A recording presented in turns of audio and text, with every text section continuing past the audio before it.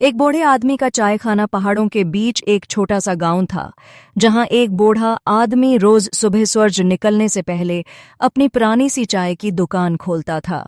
दुकान सादा थी, लकड़ी की बेंचें, मिट्टी के कप और चाय की वो खुशबू जो हर आने वाले को एक लम्हे के लिए रखने पर मजबूर कर देती।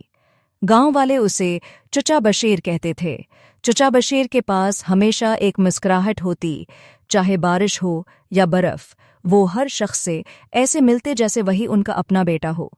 एक दिन एक नौजवान मुसाफिर वहां आया, थका हुआ, चुप और उलझा हुआ। चचा बशीर ने चुपचाप उसके सामने चाय रखी और कहा, बेटा, चाय हमेशा मीठी होनी चाहिए, चाहे जिंदगी कड़वी ही क्यों ना हो। नौजवान ने चौंक कर उन्हें देखा। चचा बशीर मुस्कुराकर बोले, मैं भी कभी तुम्हारी तरह शहर के शोर में भटकता रहा, सब कुछ पाया मगर सुकून नहीं। फिर एक दिन सोचा, क्यों ना अपनी जिंदगी इतनी सादा बनाऊं कि दिल के शोर सुनाई देने लगीं। तब से बस ये चाय, ये पहाड़ और अल्लाह का शुक्र। नौजवान ने पहली बार चाय का घोंट लिया। गर्मी, खुशबू और एक अजीब सी नरमी दिल तक उतर गई। चंद लम्हे खामोशी के बाद उसने कहा, चचा, आपको कभी अफसोस नहीं होता कि सब कुछ छोड़ दिया? चचा बशीर ने हल्का सा कहकहा लगाया, अफसोस?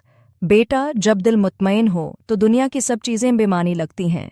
खुशी कम चीज़ों से नहीं, कम ख्वाहिशों से मिलती है। नौजवान कुछ देर खामोश बैठा रहा, फिर चाय के खाली कप को देखते हुए बोला, शायद मुझे भी अब किसी पहाड़ की चढ़ाई शुरू करनी चाहिए। चचा बशीर ने मुस्कुराकर कहा, चाय खत्म करो, सुकून का पहला घोंट यही है। कभी कभी जिंदगी के बड़े सबक किसी बड़ी किताब में नहीं, बल्कि मिट्टी के कप में मिलते हैं।